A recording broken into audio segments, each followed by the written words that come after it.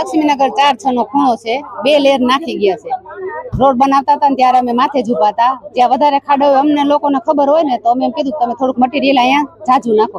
તો અમારે જેમ આવતું હોય છે ને એમ જ અમે કરશું. ત્રીજી લેરમાં અમે લેવલ લઈ લેશું. પેલા રોડ કર્યો 10 દિવસ એમ નમ ગયું, માથે વરસાદ પડ્યો. પછી બીજી લેર કરી, 4 દી પેલા રેલ કરી છે બીજી. હજી ત્રીજી ઝીણી કાકરી નાખવામાં આવી નથી આવી એટલે રોડ નીચેથી પાણી જાય છે અને એમને મુખડી જાય છે. ડામર એટલો બધો નીચેની પેલા જે ક્લીન કરવાની હોય માટી એ એવી જેવી તેવી કરીને માથે રોડ નાખી દીધો એટલે ચોઈટો જ નથી ડામર જ. એમના માથેથી પોપડા નીકળી જાય છે અને લેવલ નથી, સીધો કટકે કટકે કરે છે. તમે રોડ કરો સીધો એક કરો, અડધો આજ કરો, અડધો 15 દી પછી કરો તો લેવલ ક્યાંથી આવે? અમારે 14 વર્ષે રોડ બન્યો છે, હવે 4 મહિના હાલે ને તમે રાજી છે. હા, હવે આમાં વરસાદ વધારે આવતી ખબર પડે. અત્યારે તો રોડ નીચેથી પાણી જાય છે. કેમ ખાડા ભરે ત્રીજી લેર નાખે તો ખબર પડે અમને.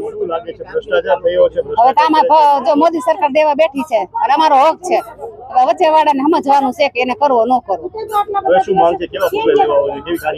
એ તો સરકાર જોવે ને કે આપણે પૈસા માંગ્યા છે, તપાસ કરો કે ભાઈ આ કેવી રીતે થાય છે. જોવા આવે તો ખબર પડે ને. અમે તો અત્યારે વાત કાન સુધી પહોંચાડી દીધી. અશ્વિન પાંભર અત્યારે જોયા નથી, જયારે ચૂંટણી હોય ને ત્યારે આવે છે. સાવ નબળી, સાવ લોટ પાણી કરવા ખાતર જ કર્યું છે. આવું કામ હોય? કરવું તો સરખું કરવું, નતર કરવું નહીં. 15 વર્ષે હવે રોડ બને છે તો લોટ પાણી ના લાકડા સરખું. વરસાદ આવે ચોમાસું ત્યારે તમે રોડ કરવા, શિયાળો ઉનાળો ક્યાં ગયા? બધા સુતા હતા.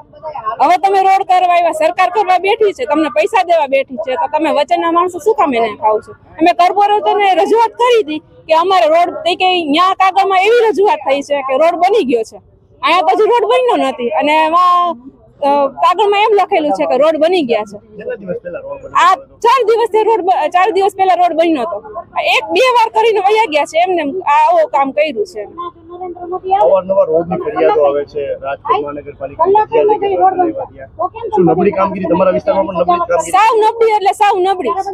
અને નો રોડ વારવા આવે, રોજ અમારે ક્લીન કરવું પડે. રોડ વારવાય નથી આવતા કે હાલો રોડ ક્લીન કરી જાય. નો કચરા ગાડી વાળી કેટલી વાર રજૂઆત કરી, કચરા ગાડી વાળી કચરા લેવા આવે છે. હવે માંગ એ છે કે તમે કામ કરો તો સરખું કરો, નકર હવે કરતા જ નહીં. અને ચૂંટણી અમે મત દેવા આવશું જ નહીં. લક્ષ્મીનગરમાં કોઈ મત માટે અહીંયા આવતા જ નહીં કે અમે મત આપશું. અમે મત દેવા જ નહીં આવે.